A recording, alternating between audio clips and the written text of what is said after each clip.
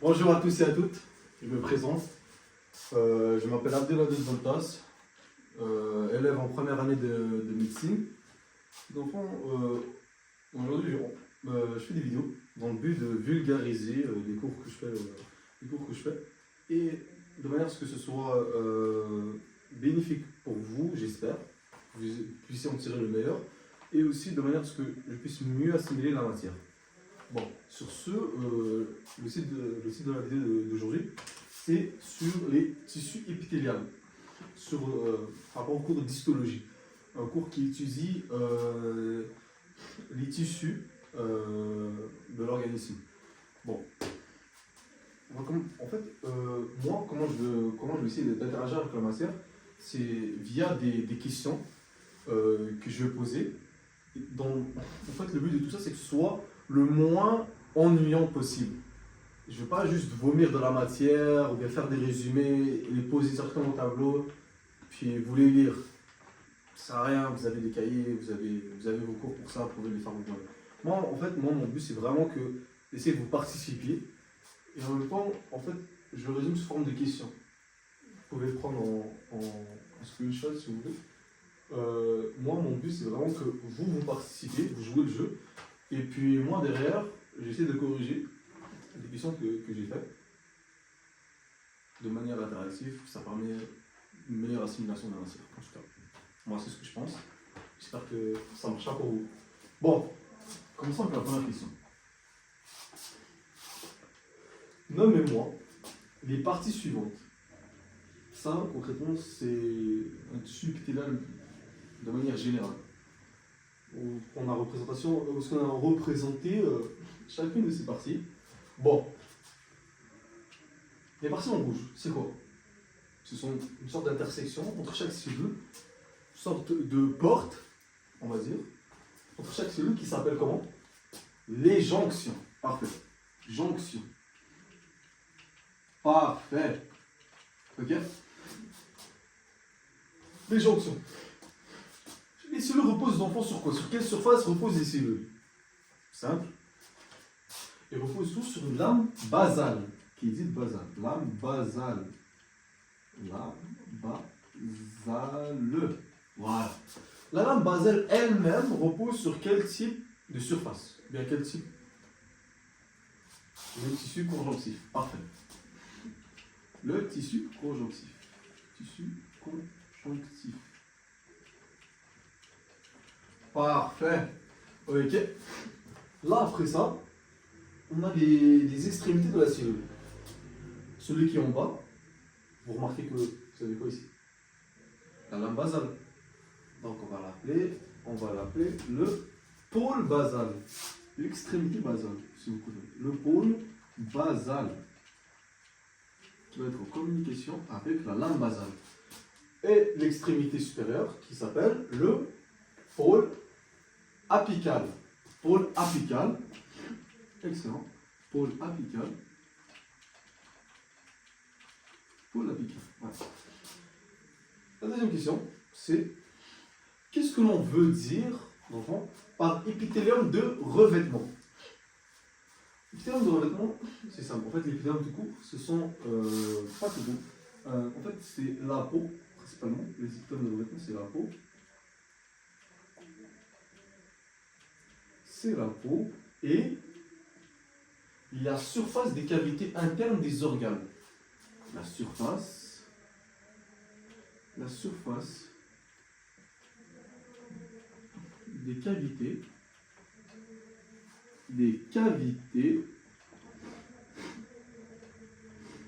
internes des organes. Parfait. Voilà. Comme vous savez, on ne peut pas venir juste présenter les tissus épithéliaux comme ça, sans donner forcément un certain ordre. Cet ordre, on appelle ça la classification des épithéliums selon leurs critères morphologiques. On a trois principales que l'on va étudier, qui chacun divise des sous-groupes, que l'on va aussi parler. On a le premier, et le plus important, la forme de la cellule. Forme de la cellule qui se divise en trois principaux. Il y en a un quatrième, bon, on va essayer de ne pas élaborer trop dessus, mais trois principaux qu'il faut connaître. Le pavimenteux, le cubique, le cubique, et finalement le prismatique. On a aussi le polymorphe, mais bon, c'est pas une matière c'est pas vraiment important pour le cours d'aujourd'hui en tout cas. On va y faire fi. Le deuxième critère, c'est, qui est aussi important, très important, en fait, sont les trois sont importants, le nombre de couches. Le nombre de couches que vous avez. Nombre de couches. Voilà ce qu'on veut dire, c'est que on a quoi? On a le stratifié. On a le stratifié. On a le simple. Et on a finalement le pseudo-stratifié que je vais expliquer tout de suite. Le simple et le pseudo-stratifié. Le pseudo-stratifié, je vais le laisser pour après parce que c'est une autre question. Mais le pseudo-stratifié, voilà, on va finir le pseudo-stratifié, on va écrire pseudo-stratifié. Le stratifié, ce qu'on veut dire, c'est que, alors on va commencer par le simple. Le simple, en fait, c'est juste des cellules qui sont juxtaposées entre elles. Et en fait, elles forment une couche. Il n'y en a pas une sur l'autre, ils sont tous connectés à la lame basale. Voilà. Simple. On a le stratifié, qui veut dire, si on a une simple couche, ça veut dire que le stratifié, c'est plusieurs couches. L'une sur l'autre. Bien, si vous préférez, on peut imaginer ça comme les couches, les plaques tectoniques de la Terre. En fait, c'est plusieurs couches l'une sur l'autre. C'est le même schéma, c'est plusieurs cellules l'une sur l'autre. Et le pseudostratifié, on va en parler plus approfondément, on va mieux l'expliquer dans une prochaine question. Bon.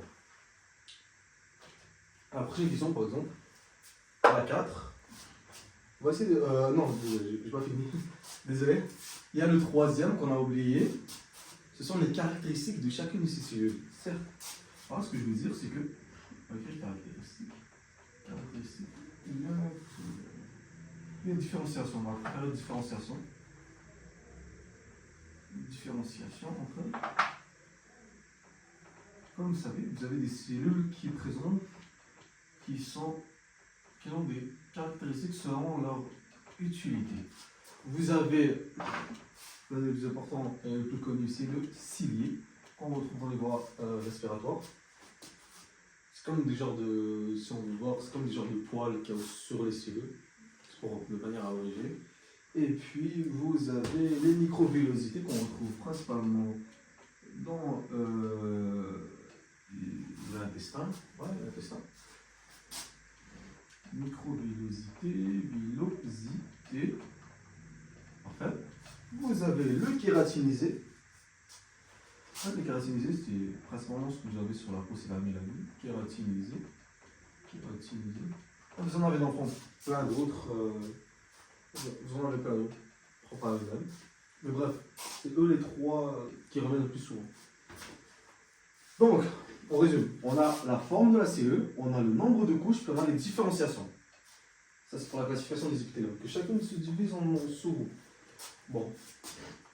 Nommez-moi, via l'application dans les exemples, nommez-moi les dessins suivants. Bon. Ici, on remarque quoi? On a une lame basale, certes, et nous avons quel type de forme ici? Exact, pavimenteux. On avait pavimenteux. Combien de couches? Simple, une seule. On n'avait pas un chevauchement sur les couches. Donc, on va appeler ça comment? Tissu. On va abréger ça par un T. Tissu épithélium. Tissu épithélium. Pavimenteux, simple. Pavimenteux, simple. Pavimenteux. Parce que je répète, la forme de la cellule vient en premier. Donc, pavimenteux, puis après ça, on passe au nombre de couches.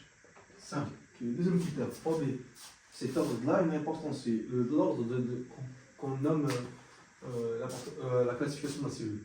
Le deuxième, simple aussi. On va faire tissu épithélial. Tissu épithélial. Cubique simple. Cubique, simple, parce qu'il y a une seule couche. Cubique, simple. Troisième exemple, on a finalement celle-là et celle-là. Celle-là a une petite caractéristique, vous allez remarquer, qui vient rentrer. Le troisième critère, celle-là, c'est une prismatique. Une prismatique. Une prismatique qui est, elle, simple. Oh, on a le tissu épithélial. Désolé. Tissu épithélial prismatique. Simple. Cilié, mec. Oh, les cilié. Cilié. Voilà. Et à côté, il n'y a pas de cils. Tissu épithélial prismatique simple. Tissu épithélial prismatique. Prismatique simple. Voilà. La prochaine question. En fait, on cherche, définis-moi ce qu'est un tissu épithélial, puis ce qu'est un tissu conjonctif. Je vous laisse prendre en photo, répondre. Voilà, on y va. L'épithélial, c'est principalement un tissu qui recouvre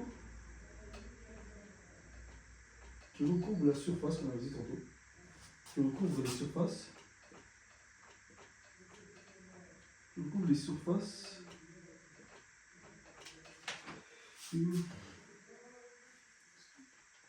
du corps et les cavités internes.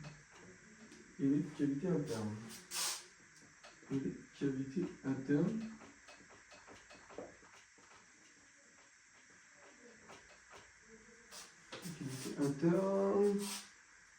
Pour ce qui est de son rôle, on va en parler plus tard. Quelles sont les fonctions, on va en parler ici. Et puis, le tissu conjonctif, son principal but, c'est qu'on va en parler pour une prochaine vidéo, c'est, en fait, pourquoi je les nomme maintenant, c'est principalement pour essayer de les définir, pour ne pas essayer de les mélanger, vous comprenez? Ça peut porter à confusion conjonctif épithélial, parce que ce n'est pas des termes qu'on entend régulièrement, mais si on les définir tout début, comme ça on fixe les bases. Bon. C'est un tissu,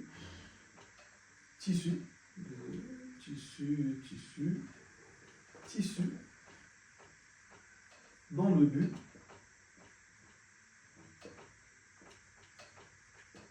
de soutenir et de lier.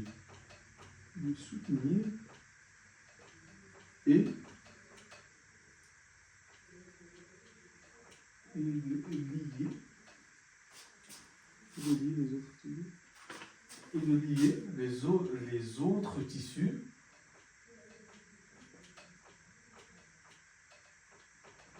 aux organes.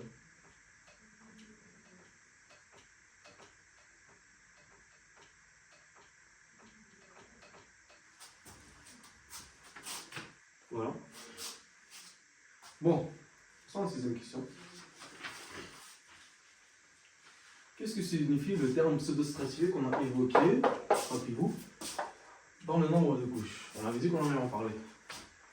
En fait, on le dit je l'ai écrit, mais en fait, on le dit principalement dans le but de parler du.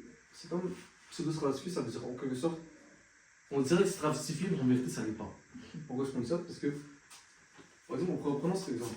Vous voyez, on dirait qu'il y a un chevauchement des cellules entre elles. Du coup, ça peut porter à confusion et dire que c'est stratifié. Mais on remarque, il faut faire attention, que chacune de ces cellules a un plan, perpendiculaire avec la lame basale, qui chacune a une connexion directe avec la lame basale. C'est pas une. Si ça serait pseudo-stratifié, on aurait ce genre de forme. L'une sur l'autre. Comme les plaques tectoniques, l'exemple des plaques tectoniques. Mais là, on remarque que chacune a une connexion qui est perpendiculaire à la lame basale.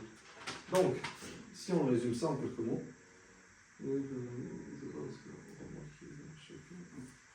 on On le dit principalement pour des cellules. On le dit, je vais écrire, on le dit principalement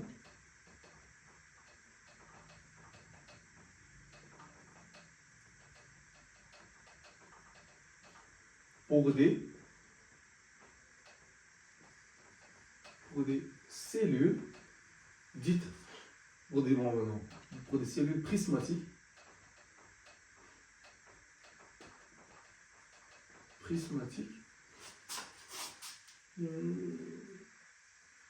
et c'est lorsqu'on remarque un chevauchement, c'est le mot que je cherchais, et c'est lorsqu'on remarque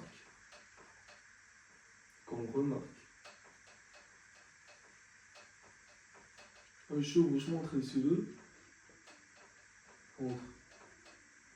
entre les cellules, mais chacune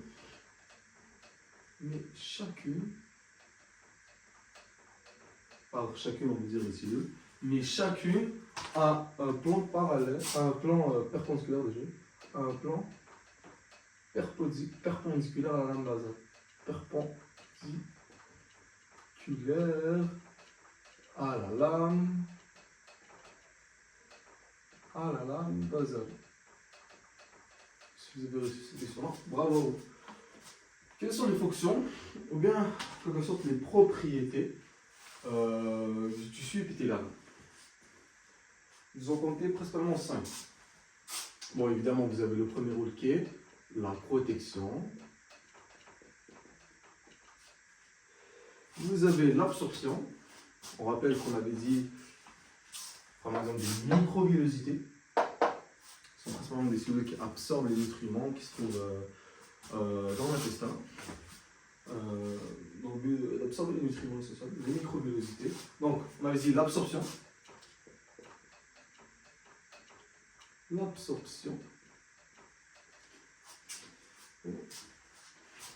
On a permet aussi le déplacement des éléments de surface.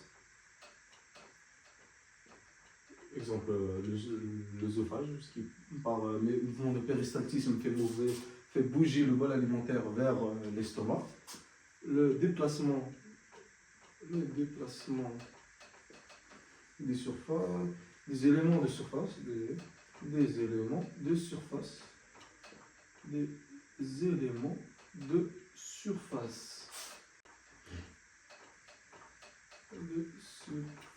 Voilà. Et vous avez finalement le renouvellement. Voilà, ce qu'on veut dire, c'est que ça change constamment. On peut prendre l'exemple de la peau. Renouvellement. Et ce qui rejoint la question 8. Donnez-moi les caractéristiques du renouvellement. Désolé. En fait, c'est que la première, et la plus évidente, c'est que c'est constamment. Votre peau, je reprends l'exemple de la peau, votre peau change constamment. Parce que ce sont des cellules qui meurent, du coup il y a un renouvellement. Il y a des cellules jeunes qui montent pour prendre la place. Et du coup, c'est constant en fait, ça reste toute votre vie. Vous avez tout le temps un excès de peau qui s'accumule, comme les reptiles aussi, ils ont ça. Mais en tout cas, c'est constant. Le facteur, c'est que ça reste long de la vie. Bon. Et ça concerne principalement des cellules qui sont comment? Si par exemple, je vous dis que ce sont des jeunes cellules qui reprennent le rôle des cellules qui sont en renouvellement. Du coup, les cellules en renouvellement sont comment? Sont vieilles. Du coup, ce sont des vieilles cellules en fin de vie. Du coup, ce qui conclut notre première partie. On va poursuivre avec une deuxième partie. On se rejoint plus tard. Parfait. Passons à la partie 2 de la vidéo. Maintenant, on va parler des tissus épithéliales, glandulaires. Par glandulaire, qu'est-ce qu'on veut dire? C'est que ce sont des glandes. Simple. Ok, c'est parti. Première question, c'est quoi les épithéliums glandulaires? En fait, se caractérise par trois principaux aspects. En fait, déjà des cellules juxtaposées,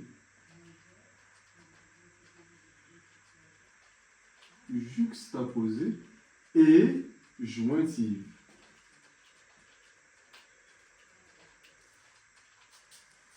La deuxième caractéristique principale, c'est que, en fait, une glande, c'est bien évidemment, qu'est-ce qu'on veut dire par glande? Quand vous entendez de manière générale ce qu'est une glande, on veut dire par quoi? C'est que c'est on va dire, c'est une caractéristique de certaines cellules à sécréter. Ils sécrètent. Donc, capacité de sécrétion. Capacité de sécrétion. Parfait.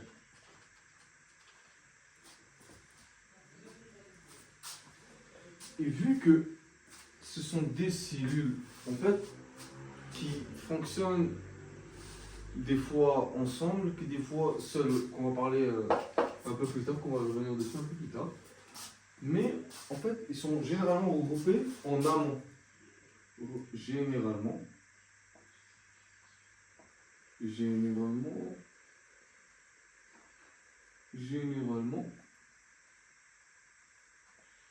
groupés. Dans la majorité des cas d'enfants. Groupés en amont. Parfait. Voilà. C'était les trois principaux caractéristiques, juste à poser, principe de sécrétion, puis regroupés en amont. Fonctionne généralement, on dit bien généralement, parce qu'il y en a dans certains cas qu'on va revenir plus tard, que ça n'est pas le cas. Mais en tout cas, pour la deuxième question, nommez-moi les phases de création d'une glande. Désolé. Petite erreur ici. Petite erreur. Ça va dire attention. Hop. D'une glande. Je vais. Vous pouvez prendre un photo. Question de. On va partir sur ce que je vous ai dit tantôt. En tout cas, premier, c'est évidemment on commence avec ce qu'on a dit plus tard, le chapitre qu'on parlera plus tard, les épithéliums de revêtement. Parfait. Les épithéliums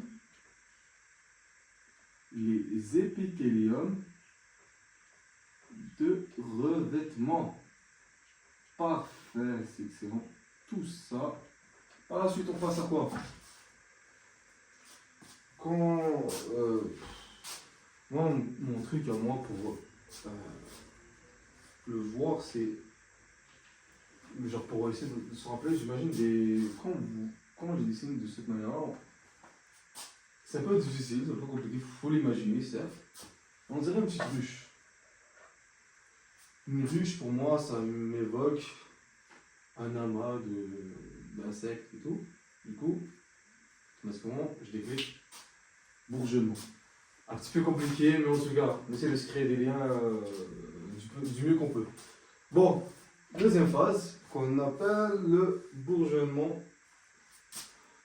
Le bourgeonnement.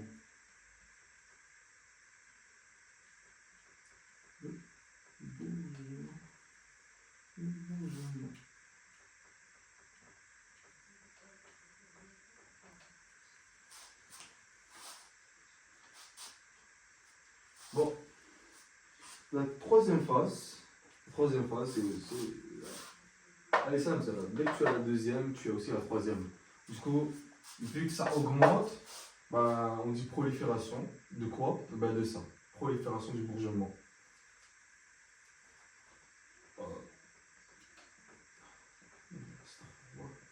Prolifération du bourgeonnement.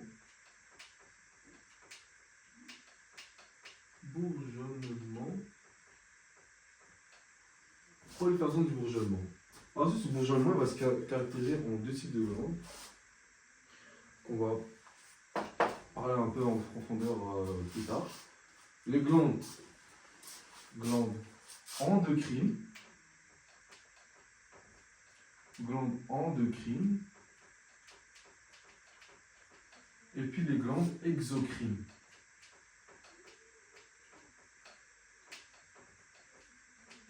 Exocrine. Voilà. Donc, passons à la troisième question.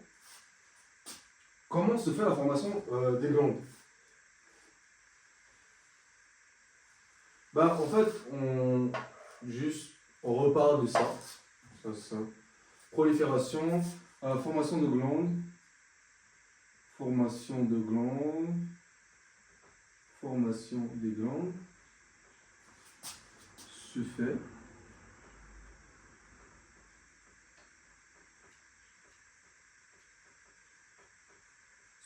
via 3 phases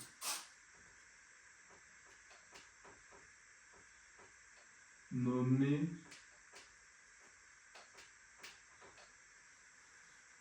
à la question 2, à la Q2. C'est un petit peu stupide de ma part, je l'avoue, de garder cette question. En tout cas, je voulais vraiment que vous intégriez. C'est vraiment important ces étapes de la création d'une glande. On reste bien évidemment sur l'aspect histologique de la chose, c'est-à-dire du tissu. Et c'était quand même pour moi une sorte de soulignement pour souligner l'importance de la création d'une glande. Bon, question 4. Les types de sécrétion des glandes exocrines puis endocrines. Endocrine, puis aussi j'ai oublié, désolé, encore une fois. Et amphicrine. Et amphicrine. Amphicrine. Parfait. Alors, ce qu'on veut dire, c'est que amphicrine. Bon, commençons par la première, glande exocrine. Par exo puis endo, on va regarder ça simple. Exo, ça veut dire que quelle référence qu'on prend de base déjà? Exocrine, en dehors des vaisseaux sanguins. C'est aussi simple, on prend en référence les vaisseaux sanguins. Et on dit exo, en dehors. Endo, vers les vaisseaux sanguins. C'est aussi simple que ça. Donc, commençons par les premiers. Les glandes exocrines. Du coup, qu'est-ce qu'on avait dit? Exocrine. Exocrine.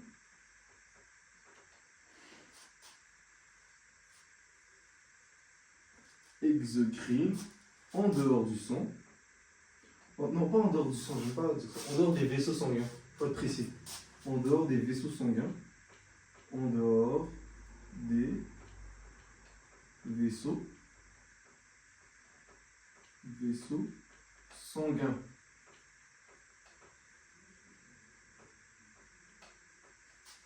Puis c'est généralement se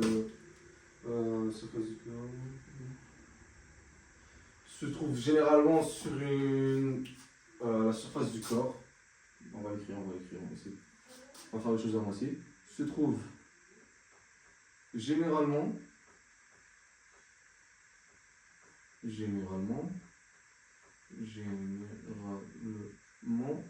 sur la peau, on va dire sur l'épiderme,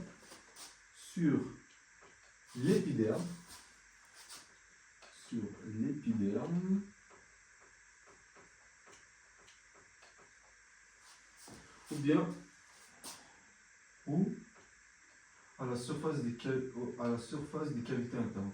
À la surface des cavités internes.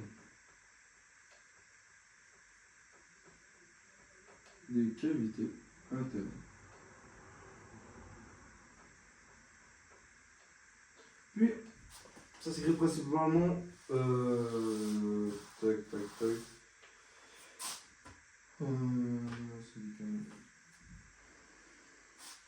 puis, généralement, ça communique via des canaux excréteurs. Communique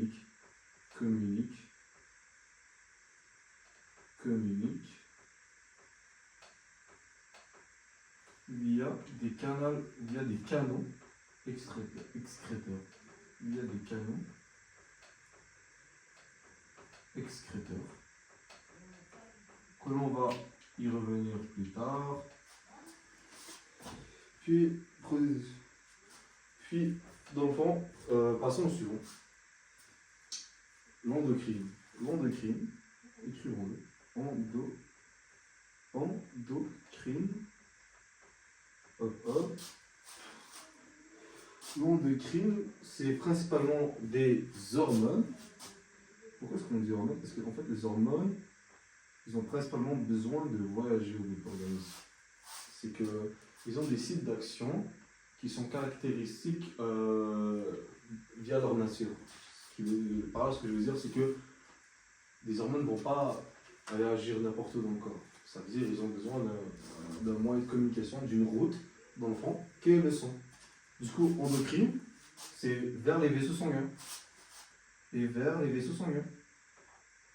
Vers les vaisseaux sanguins.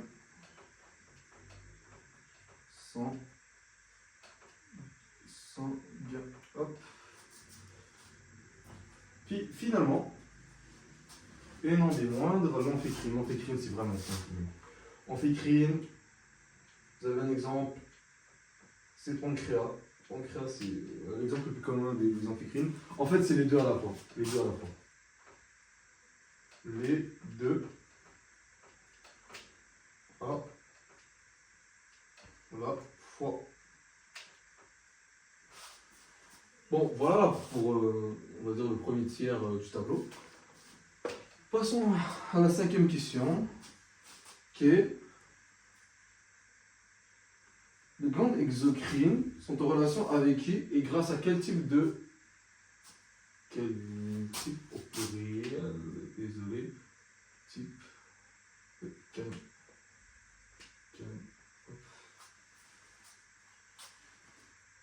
glande exocrine, ouais, on précise, les mecs, oubliez. Exocrine. On se rappelle que... En fait, c'est vraiment question de rappeler l'information constamment. Vous remarquez ici que je reviens à certains termes, comme ici, bourgeonnement, puis on revient à une question ici. C'est vraiment pour souligner l'importance de ce sujet pour ce qui est des épithéliums glandulaires. Et comme ici, on revient vers les glandes exocrines, endocrines et amphicrines, on revient via les glandes exocrines sont en relation avec qui et grâce à quel type de canal. On avait dit ici qu'ils sont en relation entre eux via l'épiderme. Via l'épiderme ou bien via l'épiderme ou la surface des cavités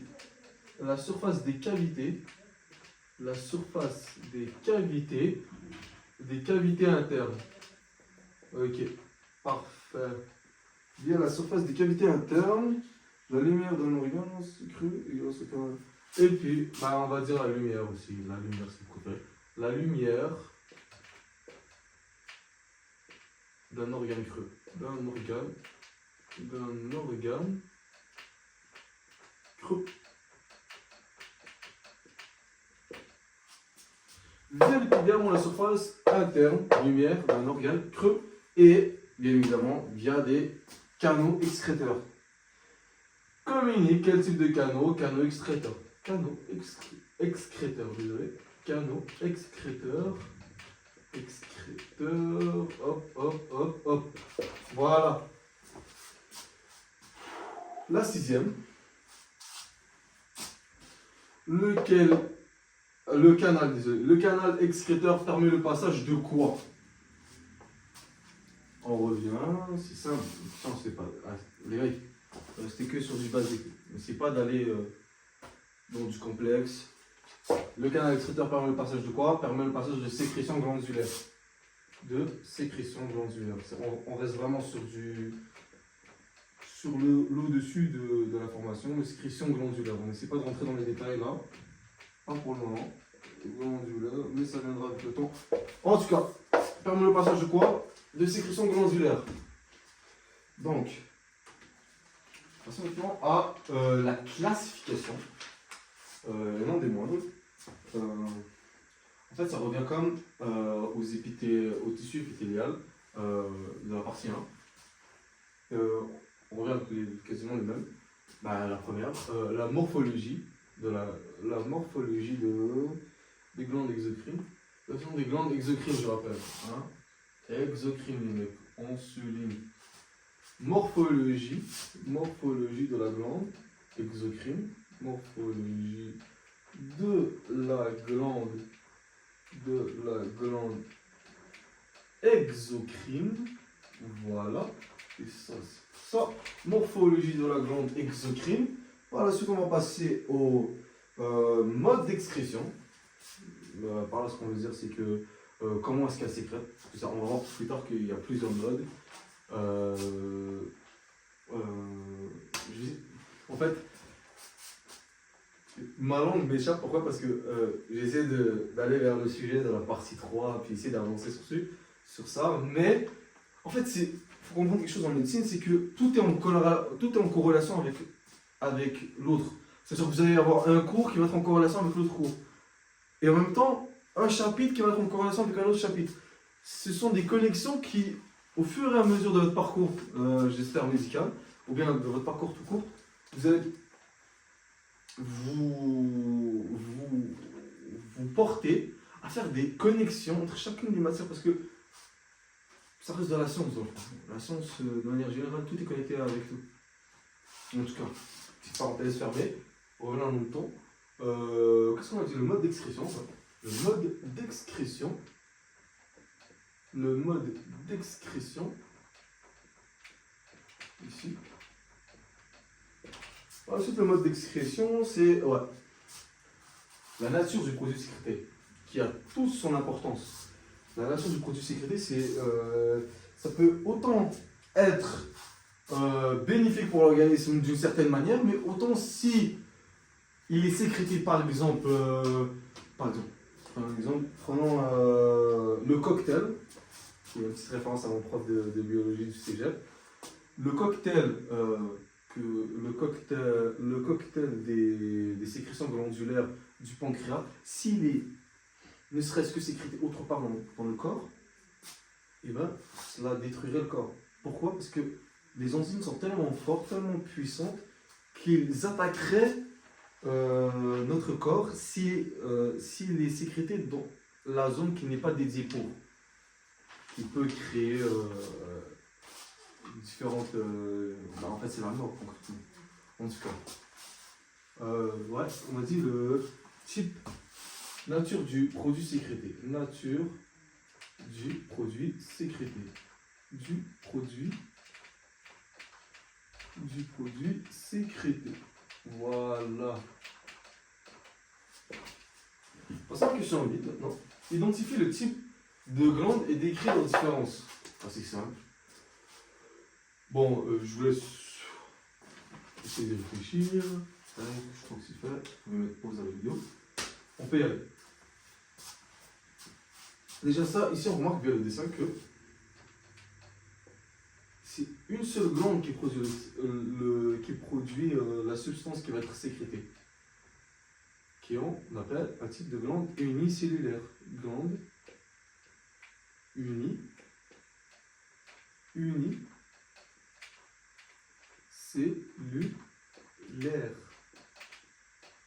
Et du coup, via la logique des choses, ici on a plusieurs glandes. On va dire glande multicellulaire. Glande bien pluri, ce que vous connaissez. Glande pluricellulaire. Glande pluricellulaire, on a dit. Glande pluricellulaire. Désolé pour la moto. On va faire avec les moyens du bord. Leur différence. Une, c'est une cellule, glande unicellulaire, celle-là, une cellule, puis celle-là, donc c'est plusieurs cellules. C'est ça. En fait, ça, c'est un amas de cellules qui travaillent en commun dans le but d'excréter des substances qui vont être sujet d'attaque, bien sujet à réagir. Et puis celle-là, c'est qu'une seule cellule qui travaille avec elle-même. Glande pluricellulaire, plusieurs cellules. Plusieurs cellules. C'est ça la principale différence. Plusieurs cellules. Les canaux suivants sont-ils ramifiés ou simples? Je répète, on reste sur du basique. On va pas aller dans les détails. Pourquoi? Parce qu'on n'essaie pas donc piétiner sur ce qui va suivre. Du coup, je sais que c'est difficile, mais essayez de jouer le jeu. Bon. Simple, ramifié, simple, ramifié. Simple. Ramifié. Bon, quels sont les trois types de glandes simples? Un petit peu plus compliqué à mémoriser, mais c'est pas aussi la mer à boire non plus. Du coup, ici on a le tubuleux. Pourquoi est-ce qu'on dit tubuleux? Parce que en forme de tube. C'est aussi simple que ça, en forme de tube. Donc tubuleux. Tubuleux. La boule ici, on dit. Ça, juste retourner le nom, mais je n'ai pas trouvé de trucs moyens mémotechniques pour essayer de s'en rappeler. L'acineuse. Acineuse. Puis ici, on prend l'alvéolaire. Pour ça on dit alvéolaire, ben moi, de la manière que je le vois, c'est que un grand espace pour permettre la venue d'O2. La venue d'O2. Alvéolaire, ben, c'est les alvéoles des branches respiratoires. O2, O2, O2. Faute d'espace pour créer. Faut de la surface de contact pour créer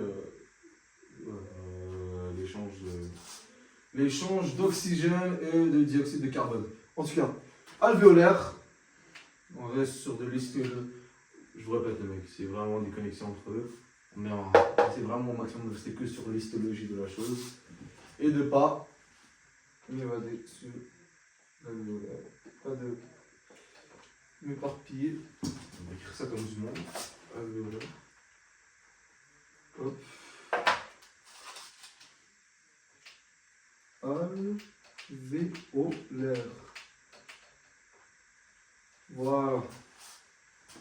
Si c'est là, dans le fond, c'est exactement ici. Alvéolaire, composé. Alvéolaire, alvéolaire, alvéolaire, composé. Du coup, alvéolaire, composé. Ce qui termine notre partie 2, alvéolaire, composé. Composé. Bon, ce qui termine notre partie 2. J'espère que vous tenez le coup, les mecs. On reste que sur du basique, je répète. Voilà. J'espère que vous avez aimé. Puis, on poursuit avec la partie 3. Bonjour. On va continuer avec la partie 3. J'ai écouté les deux premières parties, puis je me suis aperçu qu'il y avait vraiment un problème de son dans le fond. On m'entendait vraiment avec un écho. Du coup, j'espère que vous appréciez le micro. En tout cas, on essaie de faire du mieux qu'on peut. Je répète qu'on débute, je débute, puis voilà, soyez indulgents. Sur ce, continuons avec les tissus épithéliales glandulaires. On avait parlé des tissus épithéliales de revêtement. Maintenant, continuons avec. On avait parlé, on avait fait comme aussi une introduction, puis on a assez bien développé sur les tissus épithéliales de glandulaires. Maintenant, c'est le dernier tableau, dernière partie, partie 3. Du coup, 11e question. Donnez-moi le nom de chacun de ces canaux. Déjà, vous pouvez prendre en photo, essayer de répondre, essayer de jouer le jeu, s'il vous plaît. Puis c'est ça. Donnez-moi le nom de chacun de ces canaux. On a le premier ici. Comment il s'appelle? Il s'appelle là. Regarde. Un tube de forme tube, ce sont des tubes. On va utiliser toujours le même terme. Tubuleuse.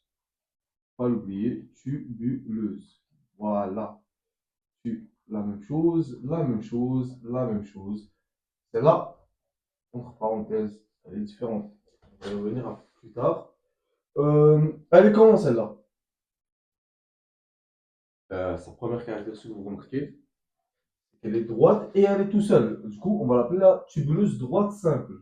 Droite droite, simple. Parfait. Celle-là, elle est certes droite, mais elle n'est pas tout seule. Du coup, on va l'appeler la droite, désolé, la droite ramifiée. Droite, on dit droite parce que rigide. Elle est unique, il n'y a pas d'intersection. Contraire de celle-là. En tout cas, on va pas essayer de s'éparpiller. Droite ramifiée, on avait dit. Droite ramifiée. Droite ramifiée. Puis, la prochaine. Elle est certes simple, mais on remarque qu'il y a des contours, il y a des intersections qu'on appelle du coup la contournée, tubuleuse contournée, contournée simple, contournée parce qu'elle est tout seule. Je répète, contournée simple, simple. Celle-là, contournée ramifiée, parce qu'on a plusieurs contournée ramifiée, contournée ramifiée, contournée ramifiée, ramifiée, ramifiée. Puis celle-là, elle est alvéolaire composée. Alvéolaire composée. Alvéolaire, alvéolaire, alvéolaire composée. Alvéolaire composée. Composée. Bon, le mode d'excrétion. On a trois principaux modes d'excrétion qui sont très importants. Il y a les schémas qui peuvent vous donner des indices.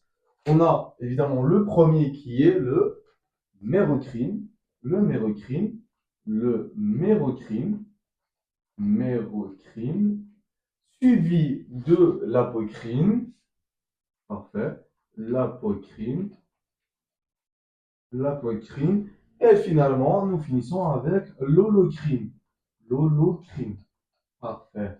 Voilà. Bon, la fonction de chacun, celle-là, sa première caractéristique, c'est que euh, la cellule, la cellule conserve toute son intégrité ici. La cellule conserve toute son intégrité. Conserve toute son intégrité. Conserve toute son intégrité.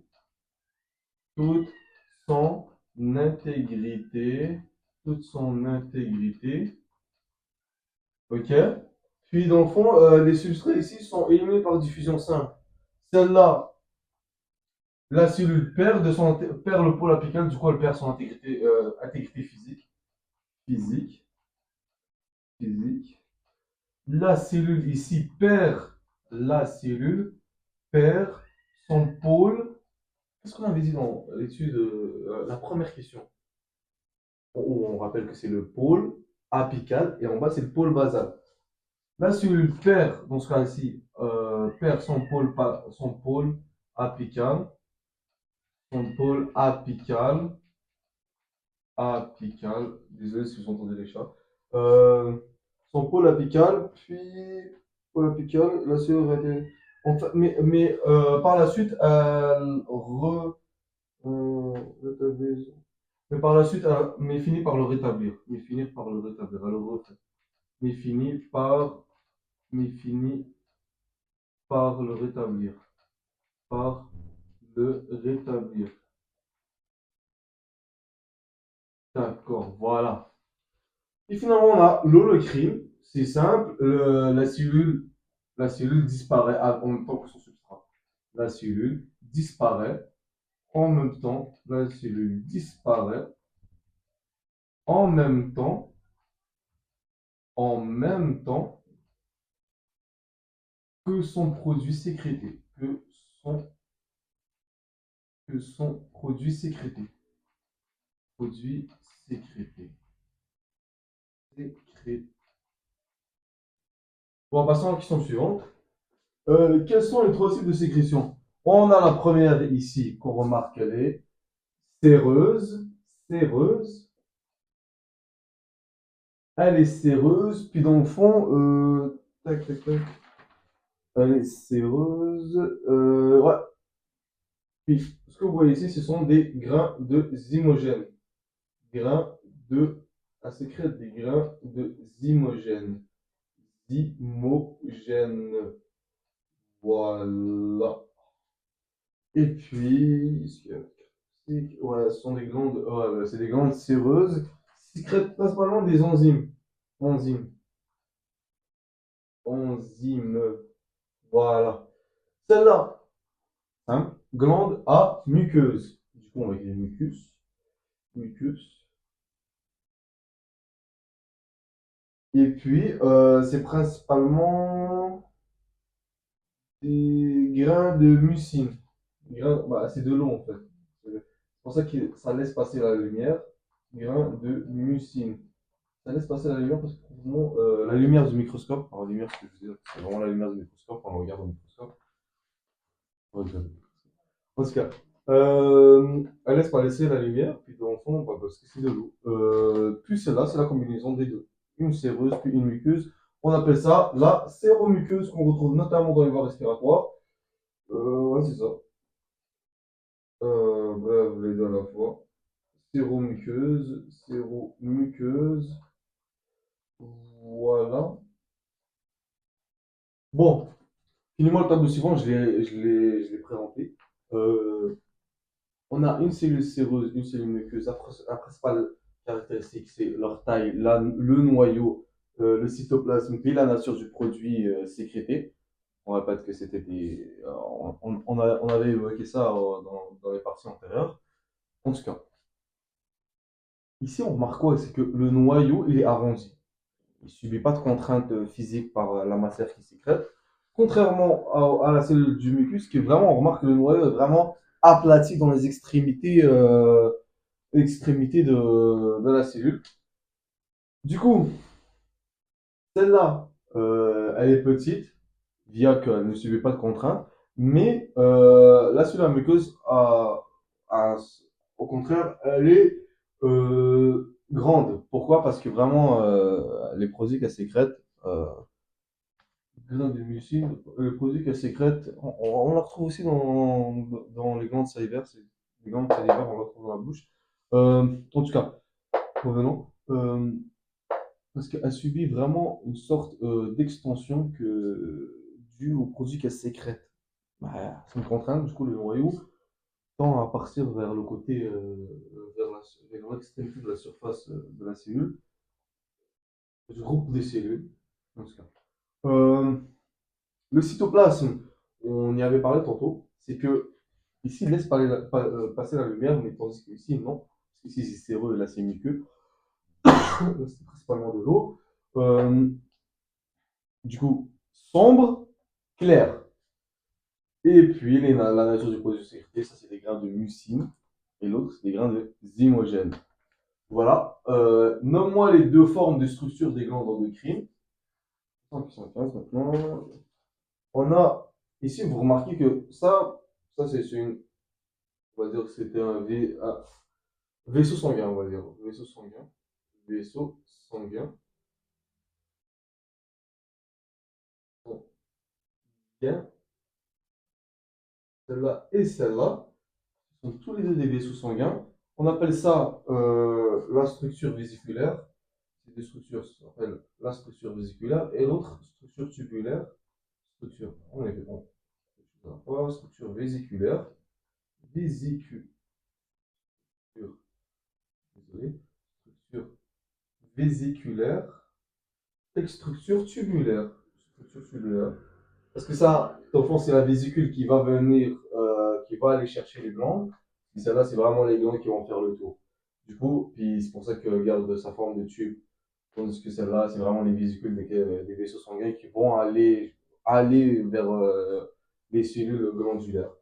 Bon, structure, on avait dit structure tubulaire. Structure tubulaire. Tubulaire. Et finalement, c'est quoi les deux types de glandes amphicrines? Je rappelle que la glande amphicrine, c'est une glande qui fait les deux rôles. Elle fait autant le rôle d'endocytose et le rôle d'exocytose. Par là, ce qu'on veut dire, c'est que elle peut sécréter en dehors du sang et à l'intérieur du sang, notamment. Et elle se caractérise par deux types de cellules. On a les glandes amphicrines, les glandes amphicrines, homotypiques, homotypiques, homotypiques. homotypiques. Et puis finalement, les glandes amphicrines, hétérotypiques. Hétérotypiques. Bon, parfait. Bon. Par contre, amphicrine homotypique, je souligne le homo et je souligne le hétéro. Homo, simple, ça veut dire la même. Du coup, c'est la même cellule qui peut faire autant les deux rôles. Même cellule qui s'occupe autant, autant du rôle endo qu'exocytose. Endo que exocytose. Que exocytose. Parfait. Ça, c'est hétérotypique. C'est que c'est en fait c'est un type de cellule, mais dans le même organe, par exemple le pancréas. Un type de cellule va s'occuper du rôle endocrinien, endocrine, et un autre type de cellule qui va s'occuper de l'exocrine. Donc, deux types, deux types de cellules dans le même organe, dans le même organe, dans, dans le même organe, une qui s'occupe deux types de cellules dans le même organe, exemple pancréas, exemple le pancréas, le pancréas, une qui s'occupe, une qui s'occupe, une, une, une qui va s'occuper du rôle endocrine, ça veut dire à l'intérieur via les vaisseaux sanguins, endocrine, et l'autre qui va s'occuper du rôle exocrine. Bon, voilà, ce qui complète notre première vidéo. J'espère que vous avez apprécié la méthode que j'utilise. En tout cas, si vous avez n'importe quelle critique, commentaire ou bien n'importe quoi qui serait bénéfique, je vous inviterai à l'écrire puis partager ça avec moi. Sur ce, je vous remercie. C'est ma première vidéo, soyez indulgents. J'espère que j'aurais du mieux que je peux pu vous transmettre les informations essentielles, ce qui est du tube épithélial. Puis voilà. Sur ce, je vous remercie infiniment et passez une bonne journée. Au revoir.